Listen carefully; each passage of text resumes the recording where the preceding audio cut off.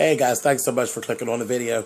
I'm actually going to do a really quick review of the Lifetime Princess of R&B movie on Aaliyah, the biopic they did on Aaliyah this past weekend. Underwhelmed, to say the least. But, you know, this is becoming a trend with Lifetime. I mean, it's ridiculous. Now, and I know everybody has had so much to say, and the people are really, really upset with Wendy Williams about it for various reasons. You know, her parents didn't even want the movie to be done, and, you know, they just kind of went ahead on and they did it anyway, and it didn't turn out really good, and it didn't really depict her real well. It was kind of weird. A lot of things were just strange, but I found out a lot of things about Aaliyah that I didn't even know as well. Like, I liked Aaliyah, but I was not this big Aaliyah fan. She's okay. I have all her albums and all of that, but I wasn't, you know, just so overthrown with her. She was okay. She was okay, and that's all I can really give her. She wasn't a phenomenal dancer. She danced really well, but she was not phenomenal. She danced well. Her singing wasn't the best. You know, her singing was not the best. Her voice was very light, but there was definitely a thing. She had a thing. Nobody else sounded like her. She had her own sound. And the closest thing that I actually can see to her is actually Sierra. Like Sierra. Sierra has her own sound, and only Sierra can produce that sound. Just like Sierra can't sing other people's songs. Like, she's not good for tributes and things like that. She's not. She's good to sing her own stuff. And that's it. And I felt the same way about Aaliyah. But anyway, like, I didn't know that Gladys Knight was her aunt. Had no idea. So that was interesting. Because, you know, I always thought it was this thing of, oh, someone just discovered this kid. She wasn't just this kid. She was Gladys Knight's niece. Okay, so she was already there. She had the spoon. It just wasn't in her mouth. At 11, she did a 5-day run in Vegas with Gladys Knight.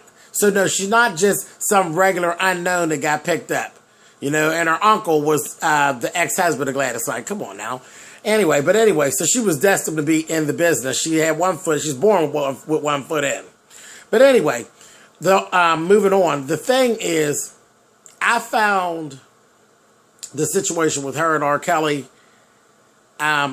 very creepy.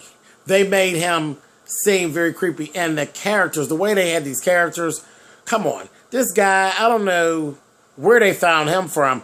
That was the bad thing. The only person that really resembled who they were playing is the little girl that played Aaliyah. Everybody else didn't look like themselves. At least Neil wasn't bad as Gladys Knight. But everybody else kind of just looked, I don't know. The guy that played R. Kelly surely looked like a fucked up old Neo. He didn't look anything like R. Kelly at all. Missy Elliott, really? And Timberland, really? Horrible. Horrible casting. Missy Elliott, there are plenty of heavyset girls that are actresses that could have played Missy Elliott. The hair and all that, Missy Elliott's hair would always be laid. Her clothes were done always from the beginning. Before she had a whole bunch of money, Missy was done. Timberland always had all this body. Where'd they get that little skinny ass child from? I don't know what he was playing. And Damon Dash? Nobody looked like anybody that you even knew, so you had to really pay attention. So I didn't think that was good. I thought it was very bad casting, and the acting wasn't the greatest. And there were pieces of the story that were left out. You know, and like I said, very creepy the way that the things went down with her and R. Kelly. And I was worried about how that was going to be depicted because, you know, people have their own specific feeling about that whole R. Kelly thing. Do I believe they were in love? I believe they were, and I believe they were both guilty on both parts. She was throwing herself at him. He was throwing himself at her. It's wrong, but it was what happened. You know, I don't feel as though Aaliyah was grabbed and molested. Literally, she was molested, but literally, she was dating that man. She knew exactly what she was doing, you know. So the movie really depicted him to be real creepy in the beginning. And then he just walked off. That was the other thing. He just walked off. Now, you know, like I know, in real life, that is not how that happened.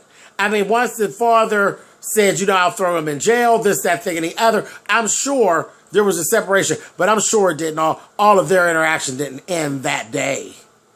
Okay, there lies the story. No one's going to ever make me believe that her parents had that easy of a time separating Aaliyah away from R. Kelly like that. Just say, no, you're not going to see him no more. Boom, and then she don't see him no more. Really? Nobody could sell me that story, okay? I had no idea that she even dated Damon Dash. So that was kind of strange. Yeah, that was kind of strange. And I just thought they just went into some things that just didn't need. Because she was very private. She was a very private person. Her stuff wasn't all out there. After the R. Kelly stuff, you didn't hear much about Aaliyah's private business after that. And I just thought that I don't know. I just think this is a movie that just shouldn't have been done. It really shouldn't have. It's always been private. There's always been questions about it. And her family never said, hey, this is what really happened. And I just think it should have been left alone. And now it's been done. It is what it is, and it was bad. It just wasn't good. It wasn't done well. It was bad. The music was bad. The singing, I can't even really get on the singing because, again, Aaliyah's singing didn't knock me out either. And the girl did sound a lot like Aaliyah in certain parts. You know, the one thing I will tell you when she did the Marvin Gaye song, that was absolutely awful. It was awful. It sounded like the record was warped or something. It was just awful. That was even painful to watch that part of it. I just didn't care for that. And the ending, I don't know what they could have actually done with that ending to change it. But that ending was just so incomplete. She gets in the car, she just drives off. And you know what? I think with better actors, it could have really been pulled off well. But it just ended. You know, it just ended. And then we went from literally, you know, the thing with her and R. Kelly to, okay, now it's 5 years later. What happened in those 5 years? I don't know. Just me. What my thing at all. And I really did hate the fact that there were some parts in there where they did actually show, because you know, for all these years, it's been R. Kelly's this, R. Kelly's that, and he's this, that, thing, and the other. And if you look at the movie, it really depicts like she was throwing herself at him as well. So I don't know. I just think this story should have been left alone. I really do. It was made to fail. And Wendy Williams really doesn't give a fuck. I watched her last night after everything had went on, and I know there was some Twitter stuff going on. But when Wendy everybody has their own opinion, she basically let everybody know, fuck y'all, honey, because I made my money. Because the worker is, everybody's mad at her, but we all were watching. We were all watching. I'm not mad at her, but, you know, because the bottom line is green. That movie had the most viewers. It was number 2 for the year. For Lifetime. For cable networks, period. On movies that have been watched.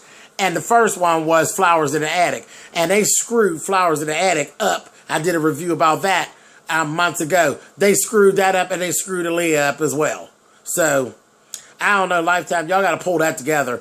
But Wendy doesn't give a fuck what any of us are saying, because Wendy made her money. So, it is what it is, guys. You know, you can thumbs up or thumbs down the video. You guys know how that works.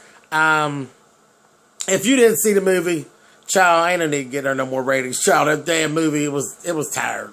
It really was tired. All right, guys. Catch up with you later. Bye-bye.